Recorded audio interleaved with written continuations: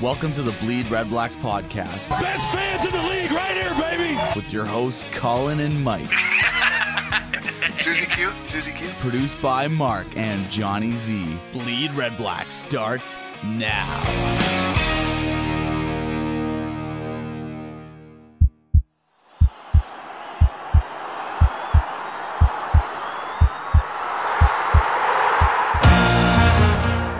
Redblacks. Gabriel is open in the end zone. Touchdown! The Ottawa fans and players are going crazy. Your number one podcast for all things Red Black. Left, Henry still on his feet. Now the toss, and it is caught for the touchdown. Wallace Miles. Every season, Marco drops the pass. End zone shot. Back right corner. Caught for the touchdown. Jamal Smith. all season. For Burris on first down, drops the pass, pressured in the pocket, takes off himself, down to the goal line. Touchdown, Burris.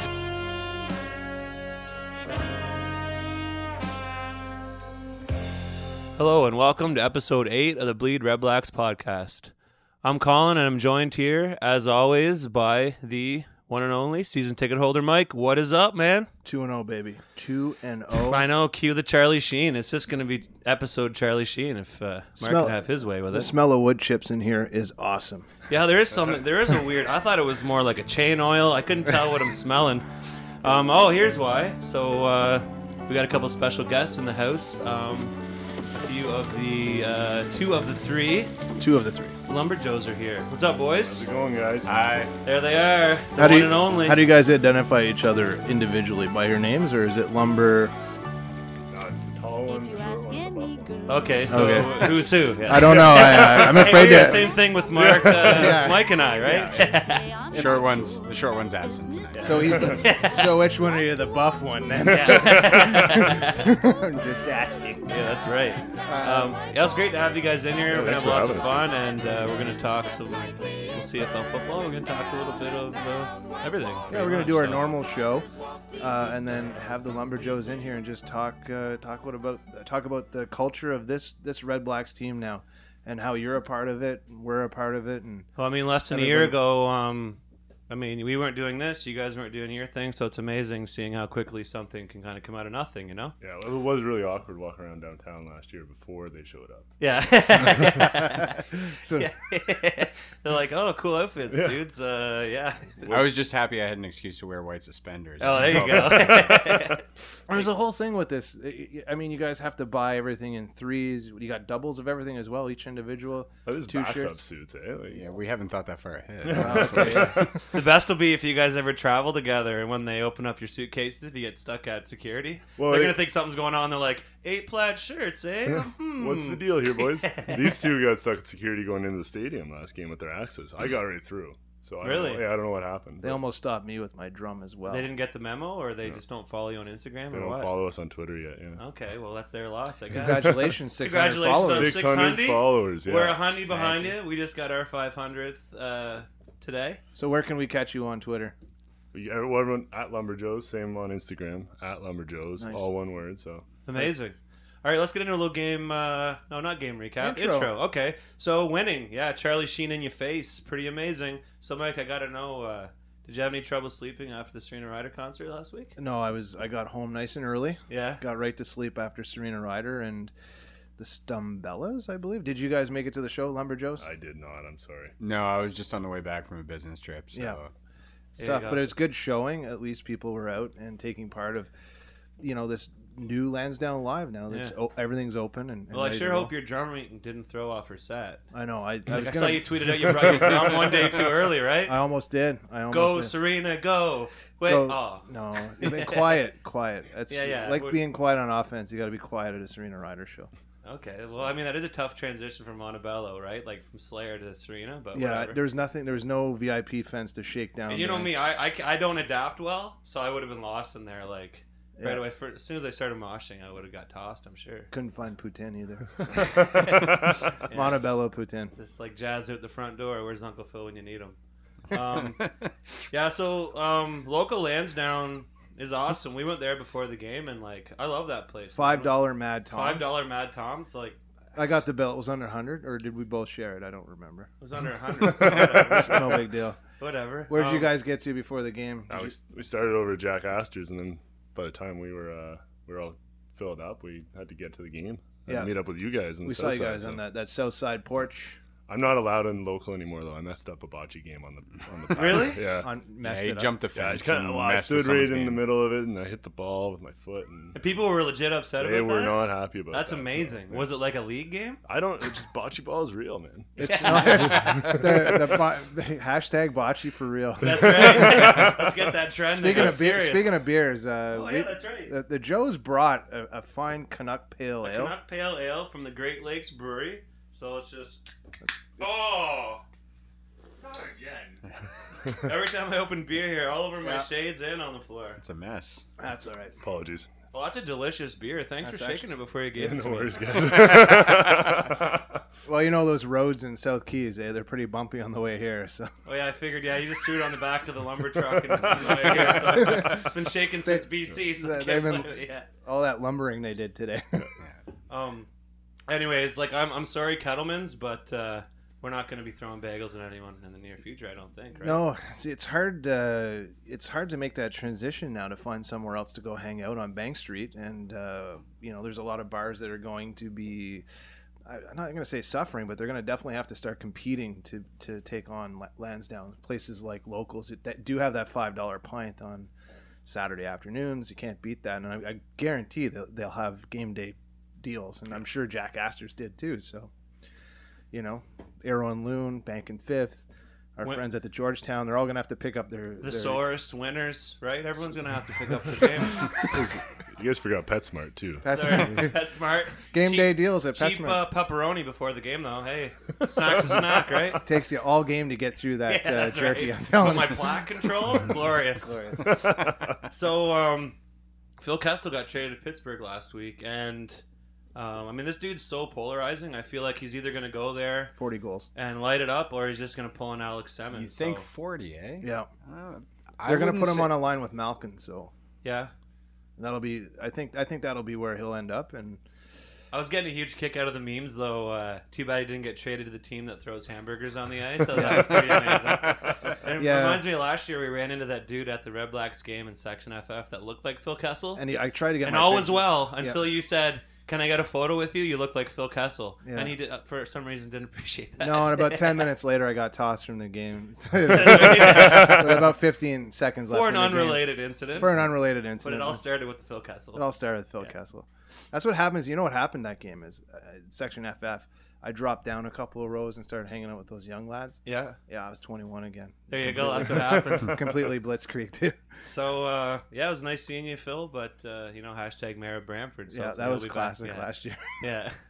So Raptors 905. So the Raptors announced that they're going to have an NBA development team playing out of the Hershey Center in Mississauga.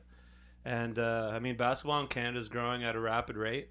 And the talent coming out of the GTA right now is ridiculous. And I think it's like a really... Once again, a very smart move by Masai Ujiri, who's done an amazing job with that organization. And a problem that we have in the CFL is, I know it's kind of like a cliche, but engaging millennials. And I think a move like this to introduce young kids to a development team is great. And cultural, they're spreading the cultural demographic as well. Yeah, and community is the name of the game, right? Huge in Toronto. What about you guys? NBA on your radar at all, or? A little. The girlfriend's a bigger fan of the NBA than I am, and she jeers me for it all the time. Yeah. And what's the team, Toronto, or just following? The team's Toronto. Yeah, that's a big thing in Canada. It's just good you're seeing. And there we go. She's probably a millennial, and she's female, so they're getting a demographic that CFL needs to get after as well. So it's good. Well, I'm hoping like the brand that you guys are creating is strong enough that you go to a Raptors game dressed like the Lumberjoes. Like, let's hope that catches on. I'm serious too. Yeah.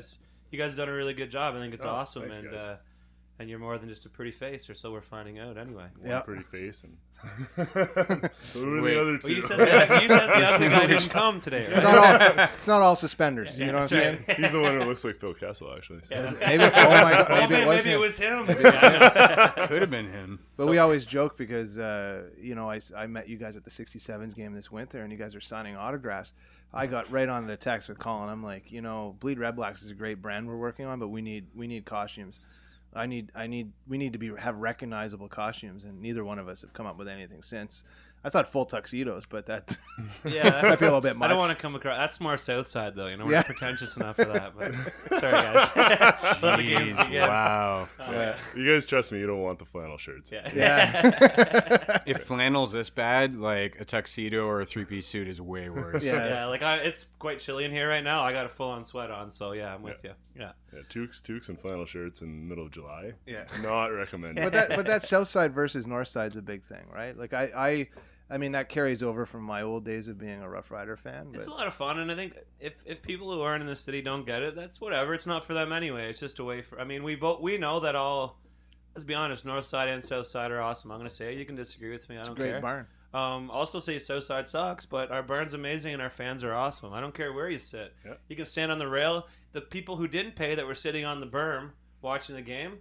It was amazing. Good for them. They looked like they were loving life up there. Absolutely, so. And a good on. I mean, on a sellout. I hope that there were some great photos on Instagram from that group. Yeah. In fact, I almost wanted to reach out to them and ask them how that experience was, because it did look glorious. I mean, the photos that they were sending in from sitting on top of that hill outside of the stadium for free. Yeah. Good on them. Yeah. How many places would let you even do that though? Like sit out on like, and that's the best part, that the whole organization like allowed it to happen. Yeah, both Mike and I have seen football and baseball games all around North America, and I've never seen anything of the sort. Like the closest would be watching the Ottawa champions through the fence at Canadian Tire, right? Like that's about it. Padres have a picnic area. Got to be max military though, probably, right? Yeah, and it's for a lot of families and stuff. But it's a neat concept, and I think that San Diego's a little different city though, right? Because of the huge military population there. It's definitely a little different. Yeah, it's laid back too. So. Yeah, absolutely. Well, and there's that tree and Angels in the outfield that you could climb. Yeah. Yes. Oh, amazing. Yes. Oh, that was actually on my list of movies to watch. I'm going 96 summer, Disney references now. So. Yeah. That's amazing. Let the games begin. Yeah.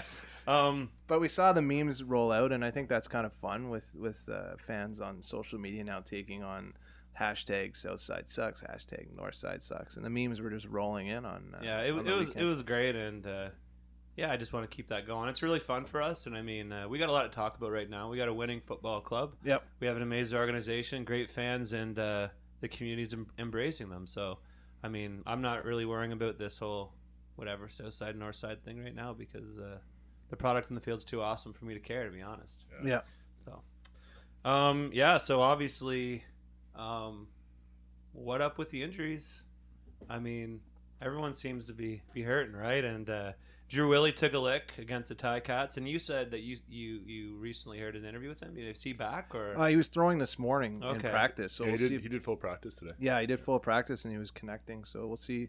More than likely, he'll be rolling. And I mean, next week. obviously, Jeannine's going to touch on this in her segment, but I just want to say that Orlando Steinhauer has the Ticats just firing on all cylinders.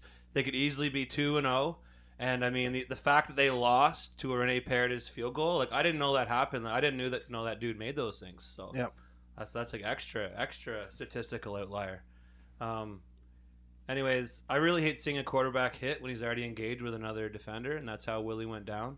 It wasn't necessarily a dirty hit. I just feel like we just had to keep these guys protected. With a big field, we need these skilled quarterbacks to showcase the rest of the talent that's out there. I don't know. I like the rule changes that have happened, and more rule tweakage, I'm sure. I mean, the refs can barely follow it as it is, but it's going to be a growing process for everybody. Time, guys. Like I think the refs this week we saw it, and we're going to talk about it in the game recap, and we're going to hear from Santino as well, talking about the ghost hold or whatever that play was on the punt return. But yeah, it's disappointing, and you guys watch enough CFL. You're feeling the flags are out this year, or what? Yeah, I'm inclined to agree. There was enough out there that made me question the refs, how comfortable they were with the rule changes that have been out there. I don't know. Too many mouchoirs. At one point in an FF, someone was saying it's a mouchoir apocalypse. Yes. Remember?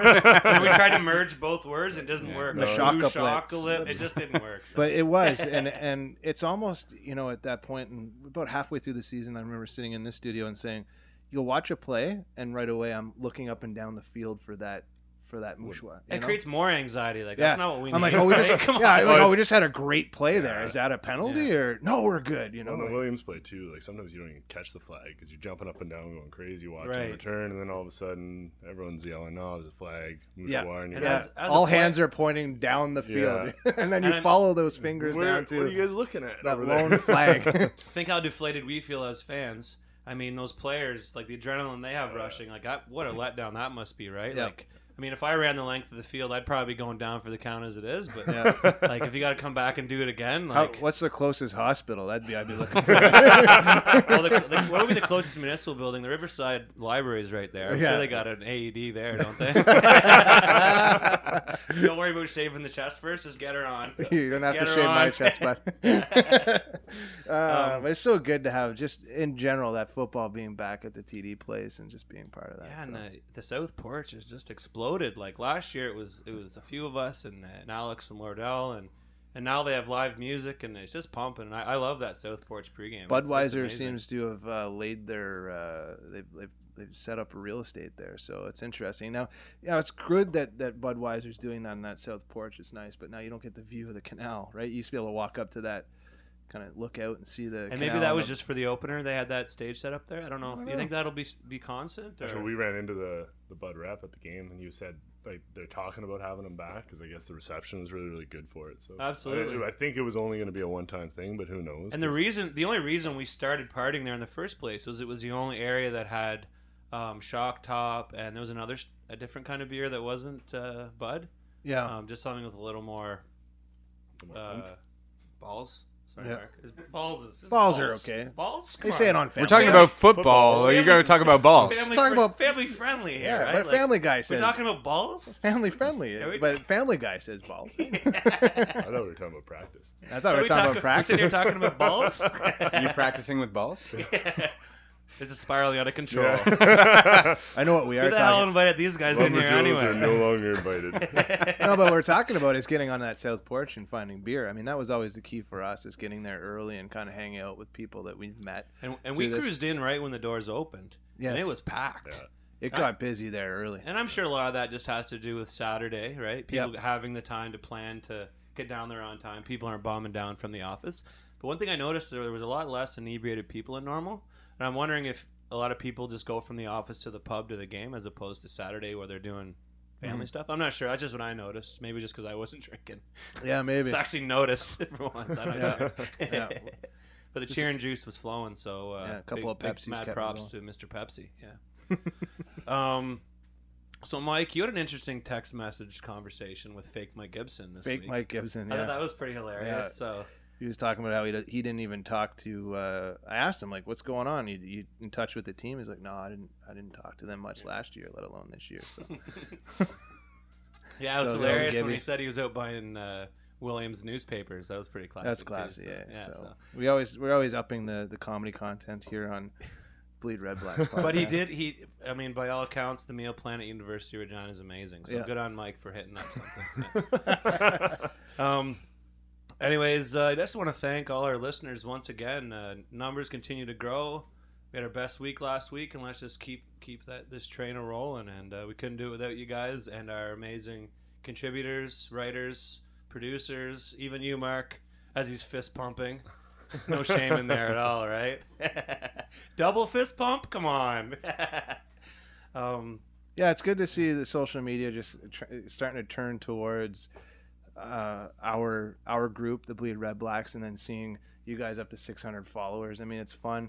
You got to work that magic and connect with people, and you guys having fun with that as well. Do you find who runs the Twitter account out of the three? We're looking at the tall one. The tall one does it. It's a joint effort, though. I think everybody's in on it. So I mean, it's who has the time. It's a lot of time. How come we don't get paid for this? That's anyways, that's another story. That's an off-air discussion. Someone told me we were going to get paid. Yeah. He's still waiting for his first paycheck. This is the appearance, right? With that being said, you're able to have half a Suzuki donut each segment.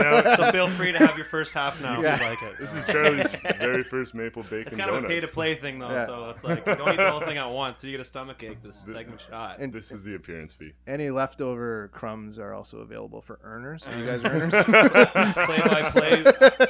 All right, so what's Anybody get that reference? You like that one? Good. That's delicious. All right, Plug maple Susie bacon. Q right now. Anyone got Anybody know what she sponsorship looks rights? like? I didn't know Lumberjack smiled. So this is pretty amazing. It's kind of hard not to. There you go. Amazing. Tweet that now. Yeah, so he's the tweeter. Okay, so also we're live on Periscope now, so that's fun. Hopefully people following us on Twitter are enjoying looking up the Lumberjoes shorts. I know I am. I know. And I've made a grave error. It was laundry day. I swear it was laundry day. Your first error was agreeing to come on the show. Yeah, obviously. Whatever brand you just built, it's gone. It's gone. It's out the window. It's a new demographic. It's a whole new demographic. I mean, Magic Mike is out in the theater, so we're looking at a new demographic. Awesome. Where do you think we're going after this guy? Why do you think his suspenders are twice as wide as they were last year? Oh my word! So what are we gonna do before? We're gonna roll into a little Santino action. So what's he talking about this week? Santino is going to discuss the refereeing, something that we touched upon, but he's going to talk a little bit about how many. He's got some great stats in this rant. Yeah. How many flags were thrown this week in the CFL? I was shocked. Yeah. And that ghost play. And before we get into that ghost play, and we're going to talk about it a little bit later, even Coach Campbell said he had a hard time, quote unquote, finding it. So there you go. Good on Santino. He's got stats on the CFL.ca website. So yeah, Roy Finch had an awesome game this week. So so let's listen to Santino. He's got his pulse on the rant on the referees. Let's get into that, and then we'll talk some game recap. Sounds awesome. Hey guys, thanks for listening to the Bleed Redblacks podcast. Check us out on Twitter at Bleed Redblacks and on Facebook at facebook.com/Bleed Redblacks podcast. Live from Brazil, here's the Red Black Renegade rant with Santino Filoso. Are you ready? Do you really mean to tell me that a 5'0" wide receiver is worth $40,000 more than Chad Owens? We'll do it live! If the helmets weren't ready this week, they should have pushed their introduction back. It has begun.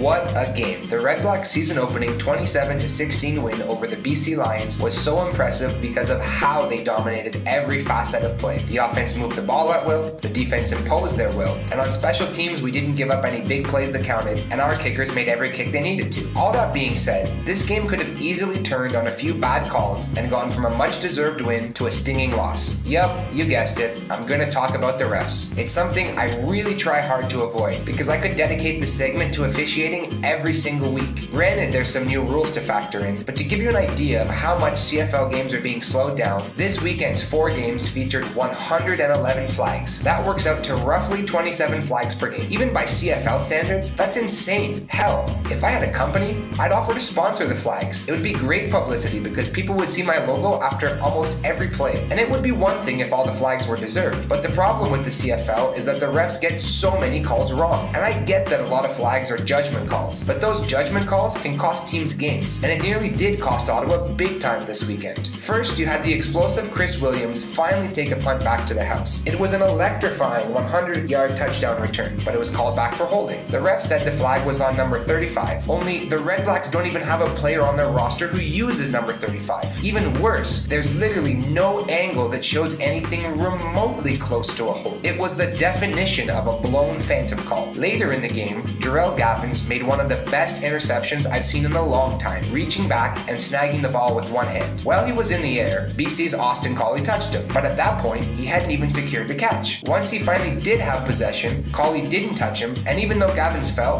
he was still untouched, so he got up and returned the pick for about a 25-yard gain. Only following a review, the refs ruled him down by contact. How the hell can someone be down by contact when they haven't even made the catch yet? It makes no sense. And it turned out to be a significant call because on the next play, a bad snap resulted in a safety for BC. But if Ottawa's drive had started where Gaffins originally returned the ball to, it wouldn't have been an issue. The worst part is that the refs are seemingly never held accountable for their blown calls. And as a fan, it's so frustrating to watch, on average, 27 plays wasted per game. The flag fest not only slows the game down to a crawl, but it also damages the league's credibility with fans when they continue to employ refs who make calls that only they can see. That's all for this week, guys. Rant back at Red Blackade, and remember to bleed Red Blacks.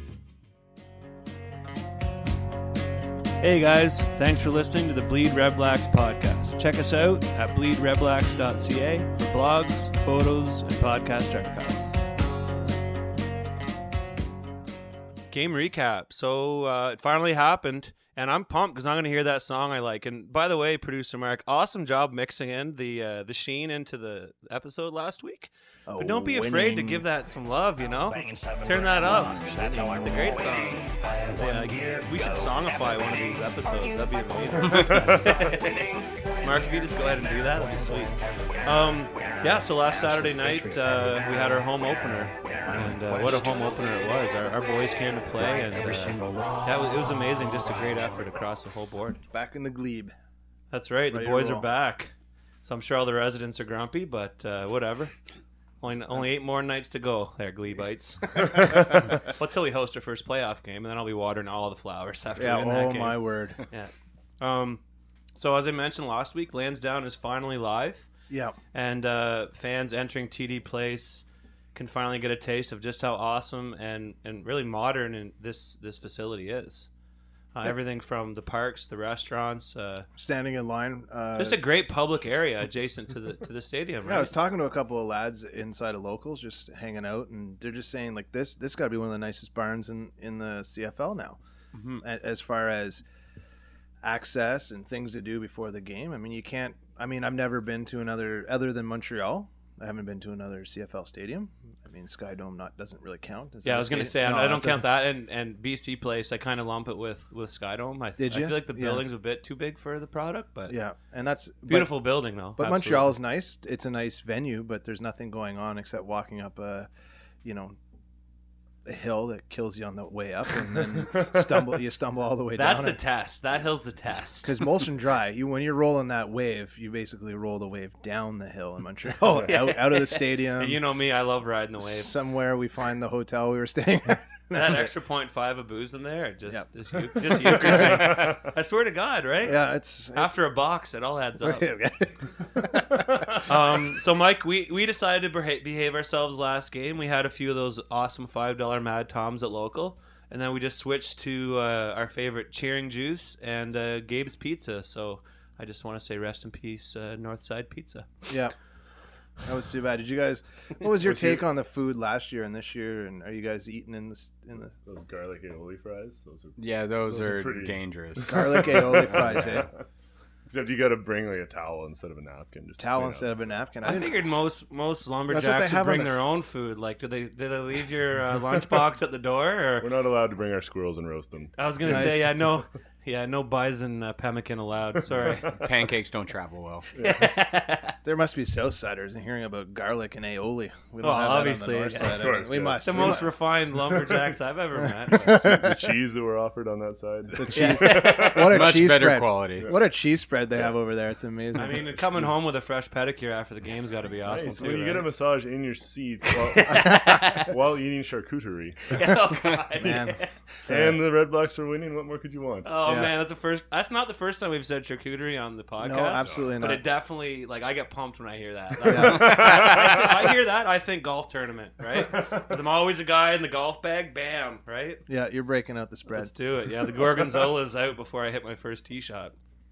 So we mentioned it a little bit in the intro, but just awesome seeing fans watching from the top of the East Berm. I'm not talking about the new installed drinking rail. That's pretty awesome too. So the new drinking rail, and you guys witnessed that as well, where at the end zone people are just standing there watching the game. Are those tickets being sold to people? Is that standing room tickets? Well, I know we were 370 and change over capacity, so I'm not sure to be honest, but. Yeah. But did you guys notice, are there assigned spots on the rail?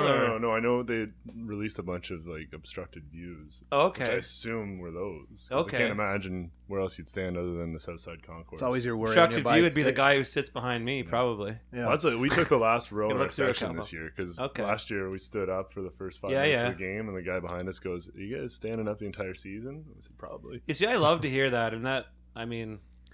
that's something that we got to bring to our culture. And Mike, you made mention of that. We were watching that just amazing football game yesterday in Saskatchewan. That was and aside from the Redblacks game, like game of the year, that's an amazing game. Yeah, if you're new to the CFL, like Jeannine says in her around the CFL, how could you not that's love a game it? you got to show somebody. Yeah. So anyways, you had brought up that this is what educated fans look like, right? They do, and they got it down pat. And the CFL culture runs deep out there with those green riders, as I still call them, the green riders, is that they quiet on offense and people standing up, and they gave out like 25 or 30,000 boomsticks, so it was loud and people were using them and standing up.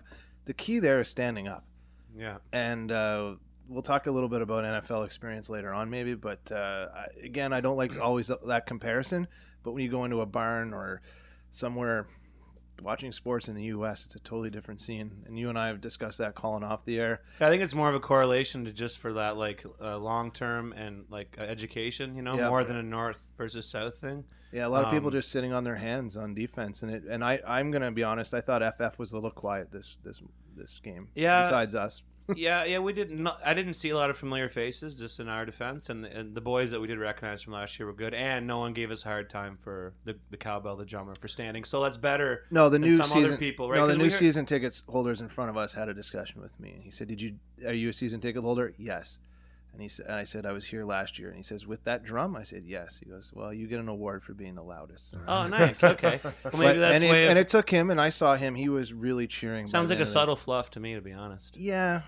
But he also didn't smile much during the conversation, so it was hard to tell which way it went. But he was cheering by the end of the game. He's probably a spy. Maybe.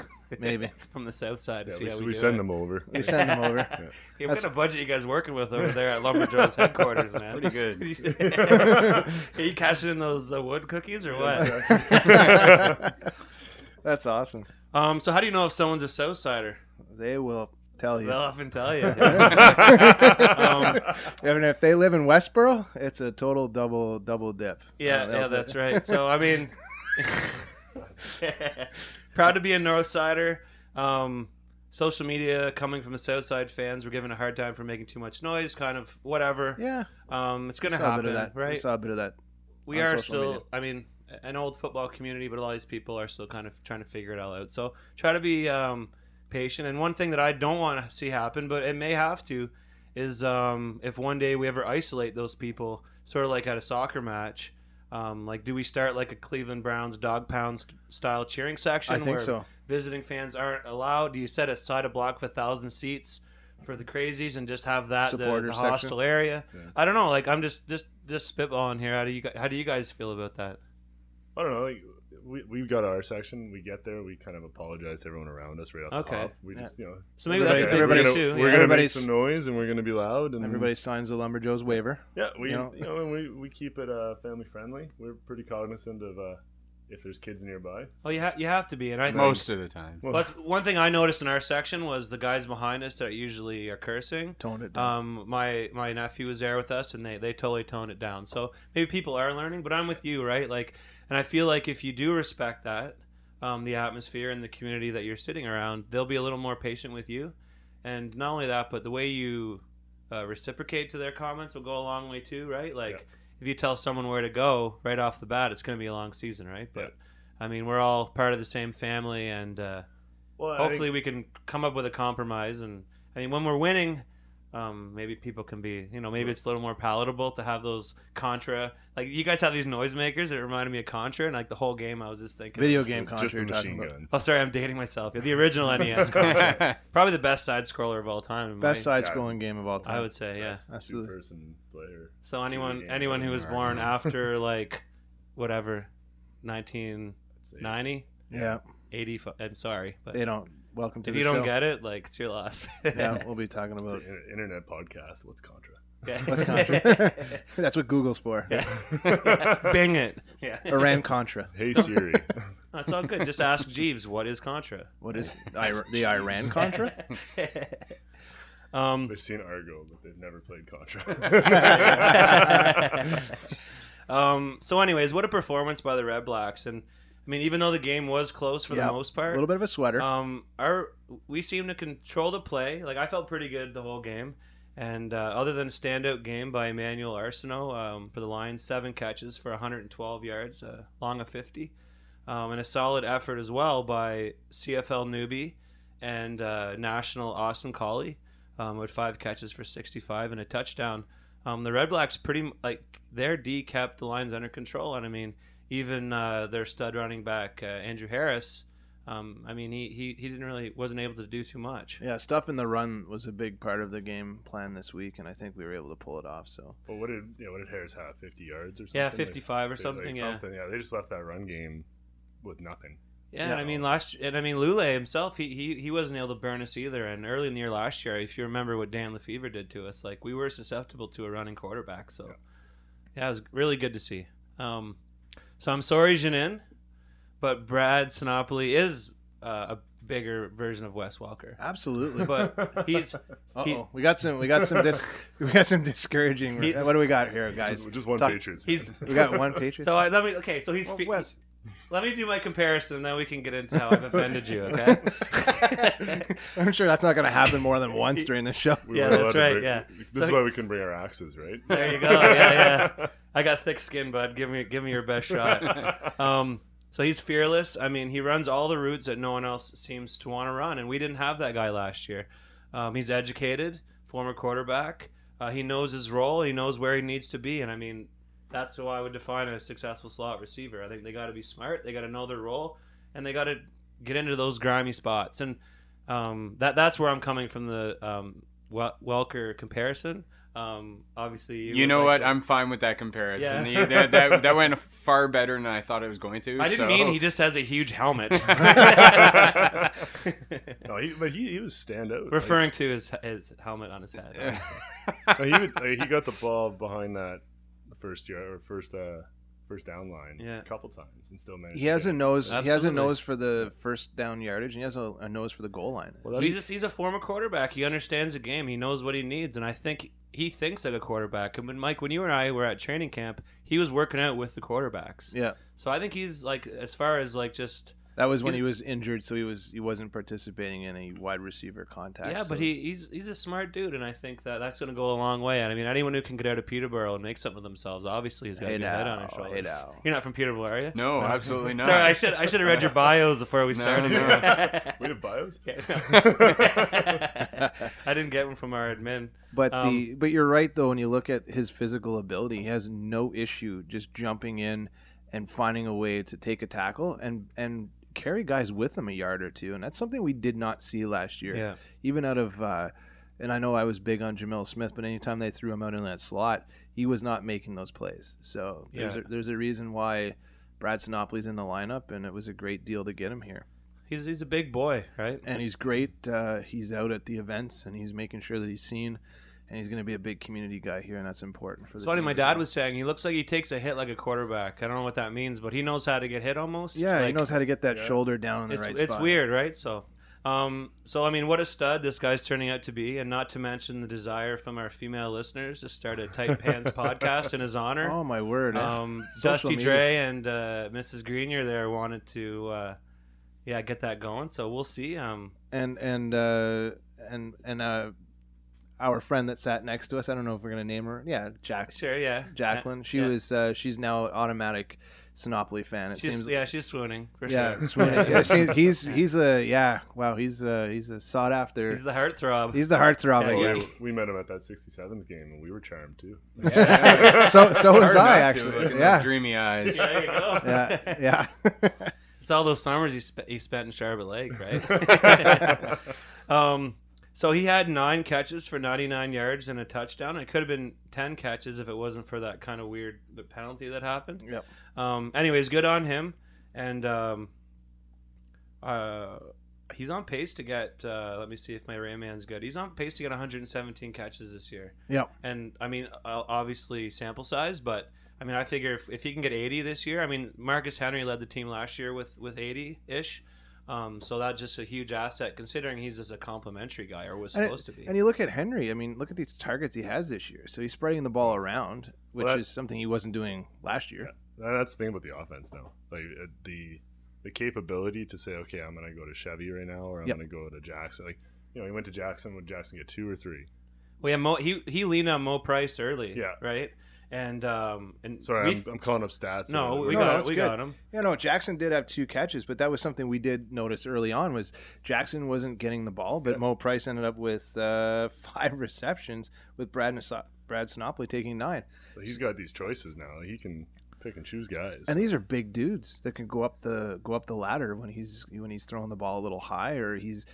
Let's talk about the offensive line. Speaking of big dudes, right? Speaking of that offensive line. What we're seeing out of Sir Vincent Rogers is he's just commanding that offense. And he's obviously taken on a much larger role than we anticipated. And Mike, you called this out a few times where you saw him communicating to Henry to change the play. Yeah, and he was the one that called the timeout. When we did have that timeout, he looked back and said, okay, guys, we're not ready. That's pure veteran. And I don't know if he made that call. He did throw his head back, and it seemed like we called the timeout pretty quick. But he's looking out at these defenses that he's been looking at for years under the watchful eye of the offensive coordinator that we have now. And so he knows he probably knows the playbook inside and out. And I saw twice they had 2 offsides on guys that were on his side. Yeah, because they were coming hard trying to get on him. Is he not a monster? I'd like to stand next to that guy and get a photo just for the sake of seeing how small I am in real life. You know? Yeah, like he's a big dude. Yeah, so Sir Vincent's definitely been worth the change we gave him. Well, the amount of time that Hank now has in the he has time at all, right? Like. And I feel only even an extra 10th second or 0.2 of a second makes a world of a difference, right? Absolutely. Go through your progressions or... Yeah, just watching from the stands this year was like... Last year it looked like everything was rushed. And this year, watching a couple of those plays, I'm like, he hasn't gotten rid of it yet. He's got so much time. Like, where is it? Like, what's going to happen? And it's actually made a huge difference.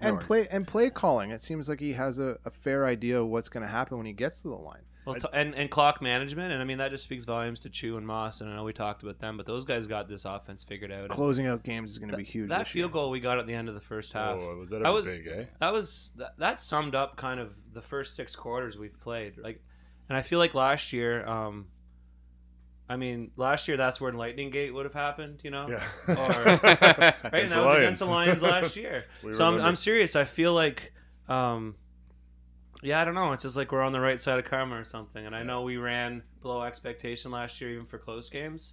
So hopefully this year we can get a few of those lucky ones, like when Buddy drops an interception into someone's lap, like for a touchdown. That's pretty amazing, right? That made the plays of the week for sure. Good on him though, just being able to track the ball. Like he got changed position and Yeah, we were like... We didn't get breaks like that, though, last year, right? No, so... And I think the guy got hurt, too, right? Yeah. Like, it's like he pulled his hammy as the ball hit his hands, and then the ball, like... right? It's pretty amazing. Hopefully he recovered. Knock on wood there. So I'm a big fan of the long verts. I think the extra points are awesome. I really enjoy it, and I love the 2-point conversion, move it up. I just like those rule changes. I think they're really interesting.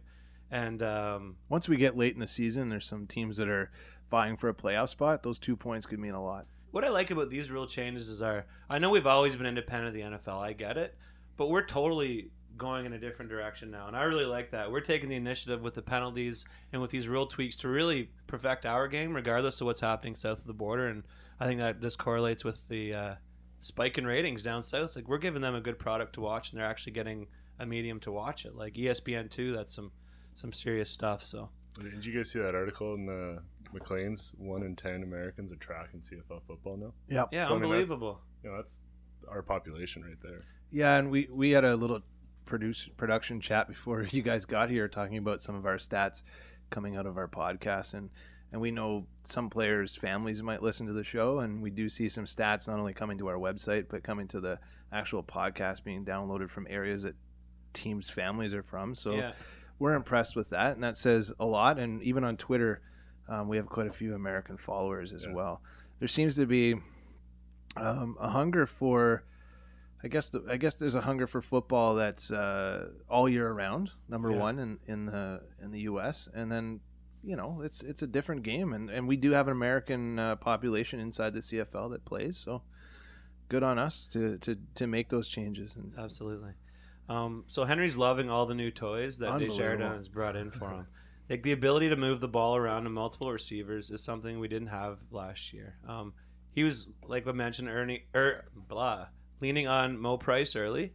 And just when we thought Ernest Jackson, his new favorite target, was sleeping, the Sinapa Latte showed up and did his thing. So just amazing. On pace for, sorry, he was on pace for 115. I was off by 2. Quick calc there. But let's see him get 80. Penalties. I don't even know where to start with this one, man. Like, I'm sick of the confusion and lack of communication by the officials already. Yep. And the players obviously have to take some accountability. But there seems to be a lot of time, whether you're watching a game on CFL and TSN or live at the stadium. There's time being taken between that flag hitting the ground and them getting to. I mean, good that they're getting together and making the right call. But it's eating into some of that time on the air for us, anyways, as viewers. And I guess these referees get together to try and discuss what they saw. You know? And I used to be of the mindset where, like, let's just get the call right. But I'm almost like everything comes out in the wash, you know. Yeah. Like, let's just get this game going, you know. Yep. So I mentioned earlier that the kick by Delbert Alvarado. Awesome Instagram account, by the way. You guys should follow him. He's doing a great job.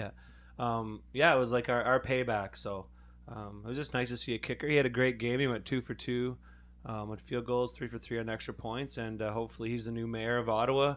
Just stay away from the snowmobile. Yep. Stay away from the snowmobile. And the punting was good too. The punting wasn't something that we were worried about, and the coverage like last year. Like we were on pace this year to make sure that we're wrapping guys up early on the punt. So I'm totally impressed with that special teams this year. Chris Williams slowly coming out of his shell. We can see his skill set right away. Obviously, an exciting dude to watch. He wasn't the story. He did have a big return brought back on the ghost call, but he's still an exciting guy to have in our arsenal. And I feel he'll get his time. Yeah. Well, he'll bust through. Yeah. Pretty quick here. He's looked great. Yeah, in 1 week we'll be talking about that highlight reel play or two that he'll come up with. We were impressed though, and Chev was starting to get some more looks that he didn't get before. And I'm a big Chev Walker fan here, so I was really excited to see him get some screens and get some options, and not just trying to run it up the gut like we saw last year. And what was the final stats on him here? He did grind out 100 yards. Hard 100, yeah. Hard 100, right? We've been giving him a hard time, admittedly. He's just that interior running game. He'll just keep working away at it. I think he'll a little more assertiveness and a little less of that lateral movement, and I think he'll be good. He'll be good to go. But Johnson was out of the lineup, so he wasn't getting that back and forth. We weren't really grinding out a down. He was missing his bus, right? Yeah, he was missing the bus. Missing the bus. Yeah, he was. Nice. You at the back of the bus. He's making reference to Jerome Bettis, of course. I was talking about crisscross, actually. Oh, no. What, the back of the bus? Isn't that their second hit? Or I missed the bus. DJ Mark, what was the song, the second release by crisscross? I missed the bus, right? Missed the bus was the second single, yeah. Yeah, thank you. Totally crossed out. How was it set? Totally crossed out. Let's do that with this part of the segment. DJ had a second single. Rest in peace, by the way. Oh, no, I feel bad. Really? Well, one of them, isn't it? Yeah. It's true. Yeah. I thought that was Milli Vanilli. No, one of them was it a couple years ago or last year? Fab, right? Oh no, no. Okay, Anyways. This is offside. Family. Milli Vanilli's still alive? Okay. Just Millie. Yeah, I was gonna say one of them is not. No more Vanilli. Back to football. Back to football here. There's the voice of reason, right? That's why I'm here. It's like back to football. That's right. here. Yeah. It's a high of 60 degrees out here today. Beautiful day in downtown. South Keys. Traffic is crazy going on. I wish we had a traffic leading Greensboro. Oh man. They're backed up for miles. Shopping cart traffic heading to South Keys Station from Walmart. But defense. Let's talk about defense. The defense is spreading those tackles around. During the game, we were so impressed with it seemed like everybody was making a tackle, which was good. Whereas last year we had one guy making all the tackles. Whereas this year, how many tackles has he made in Jasper? He's made 4 in the first 2 games, 0 in the first game. I have him on my fantasy team. So Jasper Simmons, who seemed to tackle everything that moved last year for us, is so maybe. Anyways, I thought we traded him at the perfect time. His value probably would have never been higher. Yeah.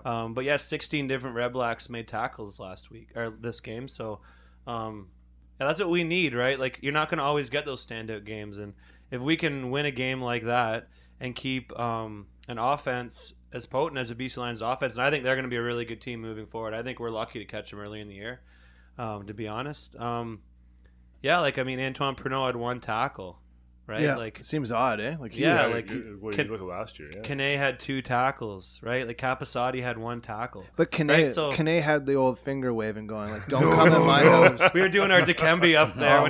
No. We loved it. I'm a huge Kane fan, and the fact that they did that promo for that place that you buy coffee, and it was called the Chill. And Mike Sutherland was asking Kane on the big video screen about who's the player that chills the most on the Redblacks, and he was like look no further, man.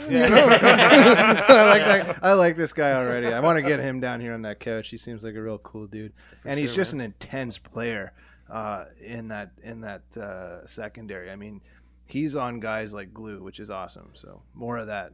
And I feel like last year, a lot of that enthusiasm, some of the young lads had a hard time gearing down once the whistle went. And we had a lot of, misconduct kind of penalties, 15-yarders after the fact. And we're not seeing that this year. Not this year. There's a couple, but I mean, you're right. But not like they were last year, right? Though. No. Yeah. But they're pumped. You can tell. Defense is pumped. And you can see just the way those guys all made it out to Joey's after the game. They were Instagramming guys were Instagramming just hanging out in the was it Joey's after the game and hitting the eating steaks. Probably those dragon rolls with the sriracha aioli. Nice. Glorious aioli. You can get that on the south side. Aioli comes back again. Aioli. Right. South side aioli. Welcome to the aioli podcast.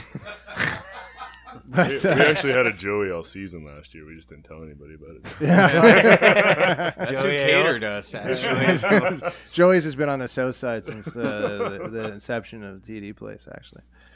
If you were the Lumberjoes, they might have shut you down by now, right? See, that's interesting. There's the restaurant idea. Yeah. Oh, yeah. We're thinking we're gonna get that. We're gonna get that axe. I already trademarked Lumberjoes, so we can talk about it. I got a licensing agreement. Yeah, you guys got confidence in yourself. Tell you what, you put up 5Gs, I'll put up 5Gs. How does that sound? Sorry, it's my talent agency scam. Anyways, so one last point I want to make. Is newly signed running back and kick returner Jock Sanders, former Lion, Rough Rider, and Stampeder. Had a great night returning kickoffs. 3 returns for an average of 26.3 yards. He is a capable kick returner, and at his best, he had 787 yards returning with Saskatchewan, and he's got over 1,600 career return yards. So he is a very useful guy to have. We got rid of a very useful guy that we were a big fan of, but I think they found an adequate replacement. We have another signing I'll talk about in the game preview. For sure. So, it was an awesome game. We won 27-16. Had we said that yet? Oh, maybe not. But anyone listening knows. Let's be honest, right? Sweet game recap. What was the score? They don't know by now. Look at the ticker. Scoreboard, bud. Scoreboard. So, and the only team in the league to ever sell out every single game in franchise history. That's what's great, eh? Amazing, yeah. And that's going to continue, I hope. The gate is very important to this team. The gate's very important in the CFL that we learned in CFL businesses. The gate's the most important. And now that, there's a TV deal this year, in the next couple of years, actually. But that gate is very important in making sure that teams can stay successful. And the hunt, the OSEG group is all about making sure they can get people through those gates, not only this year, but next year and down the line. And, it's guys like you guys building the culture and bringing in, excitement and us putting a podcast together and dudes putting bus trips together. It's all about building that community that says, hey, guys, like fans can build culture. Yep. Which is important. So. And, we're still young men now, and, it's going to be funny like 20 years from now, There you go. right? It's weird. This is you're so. gonna, How old was- You're gonna talk about it, and you're gonna say like, "Oh, I remember watching that team back, when they first started up, and Yeah, it's like I used to dress like a lumberjack." And then you'll like have the part in your closet where all the old Lumberjoes outfits that don't fit you anymore will live. Shadow box on the wall. Shadow box. It's kind of like in the Batcave where like he has the old outfits. That's classic. And it'll Bat be cabin. and next time, and we'll be 50, and we'll have you guys in here, and it won't be like, oh, the tall Joe and the buff Joe, and it'll be beer belly Joe and hip replacement Joe Hip and replacement Joe and- diabetic Joe. It'll be amazing. Yeah, we won't be able to take our Lumberjoe poles down to the dressing room anymore. Take the little escalator down. Yeah, Take they one of do. those home like staircase things you see. it'll be advertised, virtual yeah. lumberjacks by then, guys. It'll be all Obviously. virtual lumberjacks. They can hologram us into the stand. Dude, I mean, they did for dude, Tupac. you guys. I was gonna say Tupac just did a tour. Like, Why not us? There'll be an app for that. There'll be an app for that. I'll be replaced by an app for yeah, crying for out sure, loud. yeah. All of us will be replaced by a car that drives itself. I'm convinced. Anybody watch itself down? Nobody watches Transformers? Come on. But yeah, so we have some trivia. I don't know how well this is gonna go. We're just gonna do we're gonna do. We got 3 Redblacks questions and 3 Bleed Redblacks questions. So which do you think you know better? No pressure. Redblacks or Bleed Redblacks? You know what's gonna happen? We're gonna get all the Bleed Redblacks ones right, and then none of the Redblacks ones. But let's go with the Redblacks. You're the brains, so I'm deferring Okay, to so you now on these this aren't one. these So are. he's the Brainy tall Joe. one and the brains. Brainy Joe. Yeah, this is how I get him to make a fool of himself, not me. I'm really looking forward to find your weakness. I got to be honest with no, you. I have I know you play golf. You got your low handicap, I assume. You look pretty good on your swing there, right? He's been called that many times, just never on a podcast. Hey now. Okay, so we're gonna start super easy. Who led the Redblacks in tackles last year? We already talked about it. Yeah, Jasper Simmons. There you go. Okay, so a little bonus. How many did he get? 14 in one game. Was it 49 or something? Oh, that's 80. 80 tackles, which is good. Anyways, we only know that because we looked it up. So we're not. Oh, I don't have any notes here. No, I'm just... we don't call him the Rain Man for nothing. That's right. I didn't mess up that calc though. It was 115 out 117, but I tried. Okay, this one's really easy. What is the capacity of TD Place? Trick question. Well, it's obvious. It's 24,307. As of last game. As of last game. I was gonna say that's pretty amazing. Because we did all this trivia before. We already talked about all this. I know, but I don't. Because you guys talked about the 307 awesome people standing on the side, and I was like, I just like to throw you a bone, man. I don't want to throw you to the wolves here, like little Easter eggs. I appreciate it. I mean, I don't want you to be down to 400 followers tomorrow if you guys bomb these questions, right? No, actually, we have to give a shout out to Dusty Dre there because she stood up on the back of a bus. Yeah, and we had 498 followers, and she stands up. She goes, "Hey, who's not following the Lumberjoes on Twitter?" And then next thing you know, 2 seconds later, 506, 507, 508, 509. So there you go. So the entire bus. That's how following you us guys on get to Twitter. 600. Dusty So Dre manhandles people. We need a bus and Dusty Dre. Okay, Yeah. so And in a bus and Dusty Dre. So OC Transpo after the next game. Sounds Hey. good. She can hop out the skylight of the 97 there, right? Those articulated buses there all the way down Bank Street. Yep.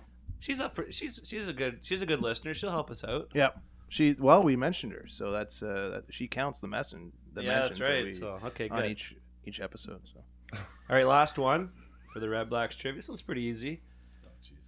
So at the halftime of the first game in Redblacks history, and you guys were there. I know you were. I saw you. They retired 10 numbers. Name 3 players and their numbers.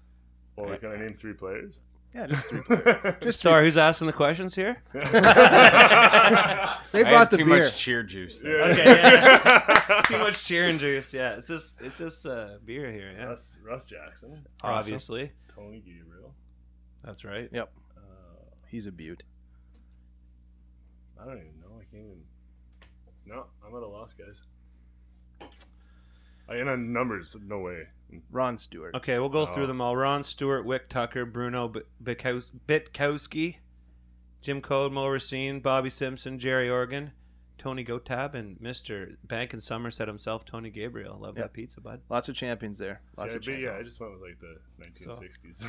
Right. You know what? You know what? By my calculations, with you guys got like 4-3 anyway. I think even with that one wrong. So. Yeah, Russ Jackson was awesome. We saw him at the game. He was talk about that handshake. So superfan Lordell and I approached Russ. We saw him, and you got to go talk to the man if you see him, right? And we said, "Okay, Russ, can you come grab a picture with us?" And he was just like, "No."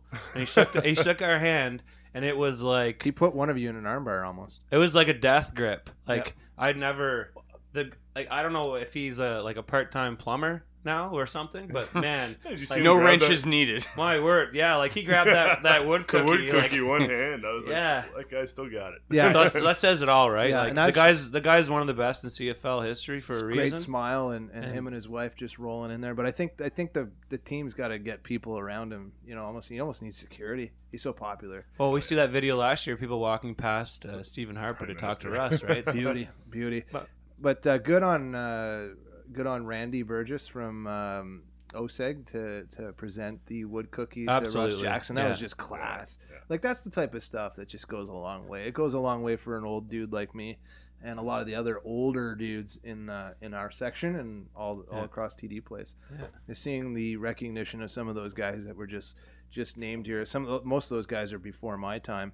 But they still hold a lot of value to the culture of what that team represents. That's been around for a long time. So cool. Good on Randy. Okay, so I guess I want to thank you boys for coming in. It was pretty awesome to have you here, and come back anytime you want. You know where we are, and guys, thanks for having us. It was great. You guys are ambassadors to this team. Let's be honest, and you're recognizable faces. And what's the future of the brand? You're not adding any more Joes. No, we have no plans right now. I don't think. My sister's pregnant, so. Well, and that's the thing, right? So I mean, there might be another one. The Baby Joe. Yeah, Instagram. I'm already actually looking for like a plaid baby. Actually, we should call out if anyone get babies, their hands on those. Babies, kittens, dogs, perfect for that gives you a whole new internet. Get some dogs with that little pug there the other day. Oh, that's right. We ran into a pug that was very friendly the other day. I mean, just for Lumberjoe memes, it'd be awesome to stockpile some of that. Well, yeah, I think people are tired of seeing our faces too. So I mean, I don't think so. I don't think so. I stood next to you. Shaving is terrible every morning for me.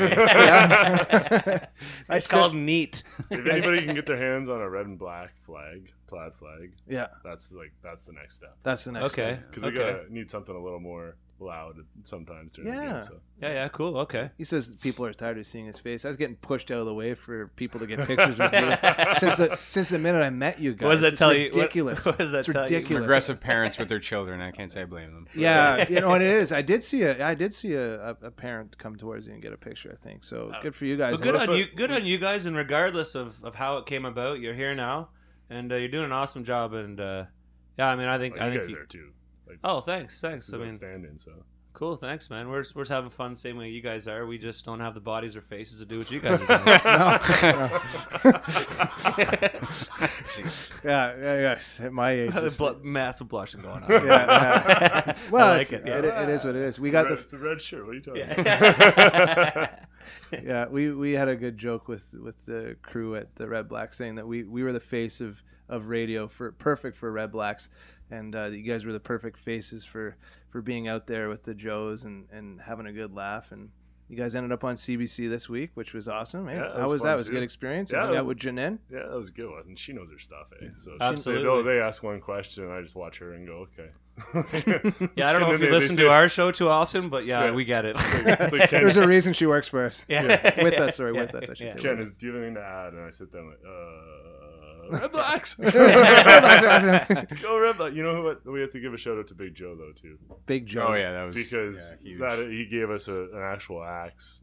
With the name Lumberjoes engraved and wood burned in the handle. Came out, signed it, gave us a real axe. I mean we weren't expecting that at all. Yeah, that's a huge gesture for sure. And obviously, you guys are So I don't know who's underneath that mask. if there is anybody underneath that mask. It's probably is it Randy Burgess? We have never seen Randy. We've never seen Randy Burgess and Big Joe in the same room, have we? It's like Pokeroo, man. I just came here. There's a bunch of young kids wondering who the heck he wanted more 80s is right now. He wanted more 80s and 90s references. That's why I'm here. All right, so I'm up for some. I mean, we can hit up some Today's Special if you want. Jeff Hislop, who's an amazing performer. Phantom of the Opera, it was great. Well, we had a little Miz reference earlier too. That's right. Kids in the Hall podcast. And I mean, I'm a huge Sam Crenshaw guy. That guy had his security down on lockdown, man. Are you kidding me? Okay, sorry.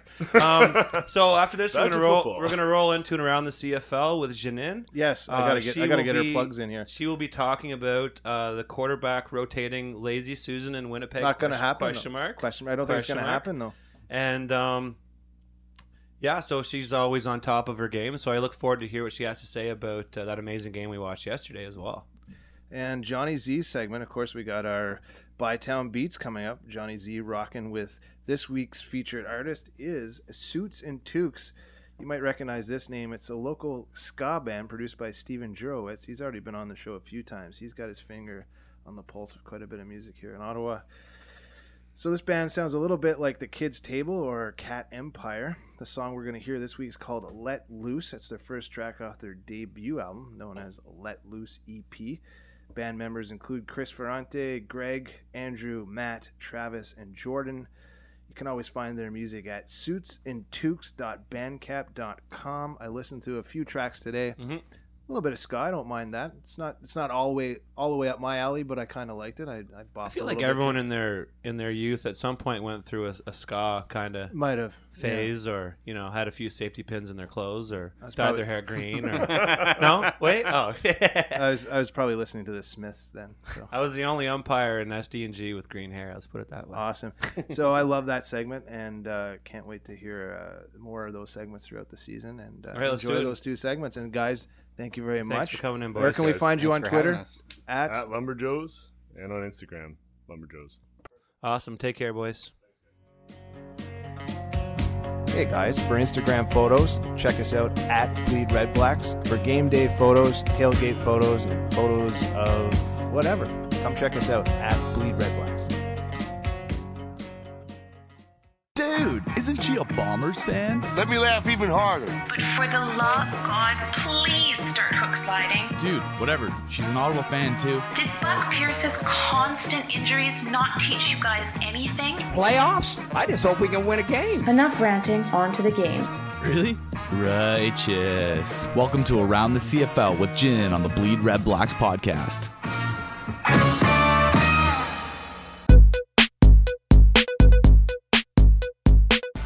Week 2 started out on Thursday night in Winnipeg with the Hamilton Tiger Cats rolling into town for the Bomber home opener. I think it's fair to say that we were all expecting a close, hard-fought battle as both Hamilton and Winnipeg impressed in their season openers. And after opening scoring drives for both teams, I was personally settling in for an exciting night. But that all changed with 20 seconds left in the first quarter when Drew Willie was knocked cold on a hit from Adrian Tracy. This hit has sparked some major controversy. Well, I don't believe that it was intentional. It was to the head, there was no flag thrown, and it took out the fifth quarterback of this young 2015 season. Willie, who underwent concussion protocol, is listed as day-to-day, and Mike O'Shea in his post-game interview made it pretty clear that he expects the league to take another look at this hit. Just how important Drew Willie is to his teammates was obvious as the air was sucked entirely out of the Winnipeg bench, and they just did not recover. Not on offense, not on defense, and not on special teams. Backup quarterback Brian Brome had the unenviable task of trying to boost the morale of the fans and his teammates, and he was not terribly successful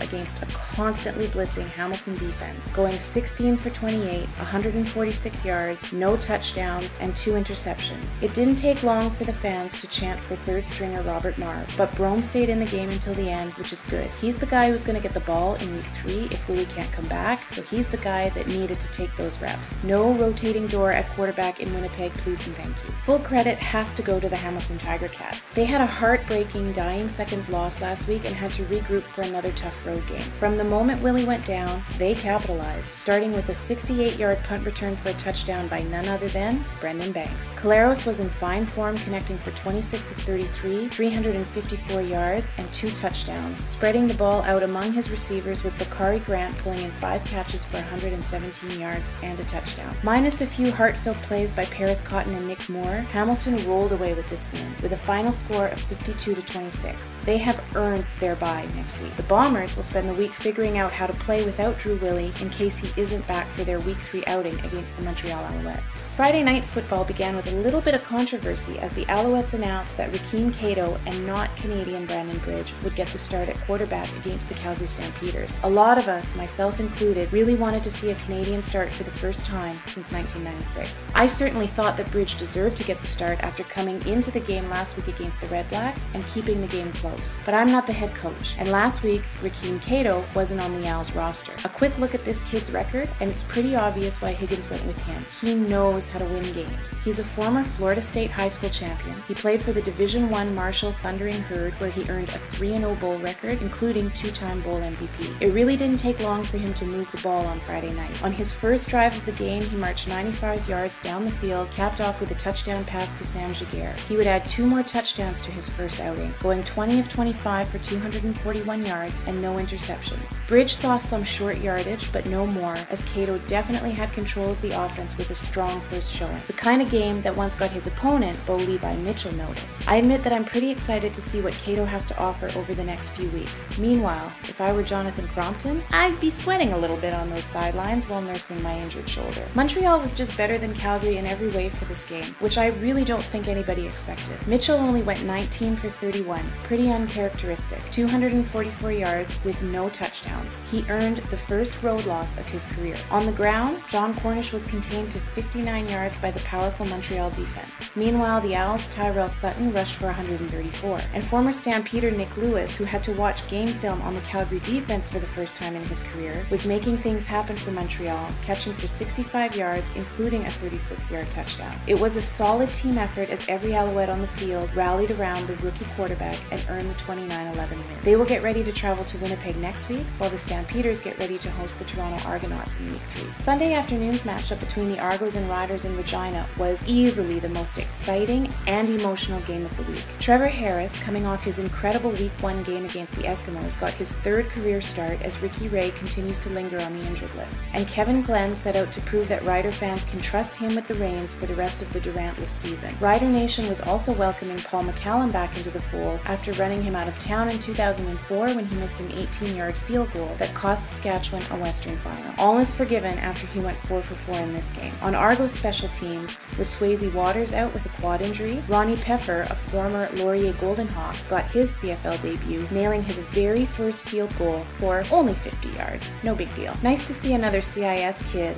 see this kind of success in his first professional game. If I had to show that jerk that says the CFL is not exciting that one game that would prove to him just what an ass he is, this would be the game. The teams were really evenly matched throughout. Kevin Glenn put together 477 yards, completing 33 of 40 passes and earning 2 touchdowns and an interception. But frankly, that interception wasn't so much his fault as it was Tash Smith's. Love him or hate him, Glenn was on Sunday, and he passed Matt Dunnigan to become the 7th all-time pass-leading quarterback in CFL history. His go-to target for this game was Ryan Smith, who played lights out. Smith got the ball 8 times for 174 yards. That's 174. It's going to take some work for the league's elite receivers to match this performance in one game this year. But for all the offense that the Riders were able to put on the board, they got themselves into enough penalty trouble, particularly late in the game, to keep the Argos alive. And they just weren't able to stop a hot Trevor Harris when it mattered. 30 for 38, 267 yards, 4 touchdowns, 1 interception. And those numbers only tell one part of the story. With a little over a minute left and down by 7, Harris marched his team all the way down the field to get a touchdown to tie the game. You would be forgiven for thinking that you were watching a hardened veteran handle that clock and manage that offense. He was in complete control and completely calm. This game went into overtime, resulting in a tie after the first minigame. It took a second minigame for the Argos to win this one on a successful 2-point conversion that the Riders couldn't match. Final score 42-40. A few defibrillators at Mosaic Field saw some action, I'm sure. The Argos take on the Stampeders next week for their third away game in a row, and the Riders will travel to BC to take on the Lions. If you were listening during the preseason, you may remember that I was looking forward to seeing how the East would fare this year after getting off to an unremarkable start in 2014. Well, friends, all 4 Eastern teams sweeped the West in week 2, and there are only 2 undefeated teams in the CFL right now, the Toronto Argonauts and the Ottawa Redblacks. Eastern teams. Have we finally seen some balance restored to the conference system? I hope so, because it is making for some damn exciting football. That's it for this week's edition of Around the CFL. Remember to tweet us back with your thoughts about your league at Bleed Redblacks and at Ottawa J. Hey everybody, thanks for listening to the Bleed Redblacks podcast. Don't be afraid to check us out on Twitter at Bleed Redblacks, and jump over to Facebook, give us a comment, facebook.com/Bleed Redblacks podcast. Here at Bleed Redblacks, we love our football, but we also love the music our great city has to offer. It's the Bytown Beats local music spotlight segment on the Bleed Redblacks podcast. Today's featured artist, Suits and Toques.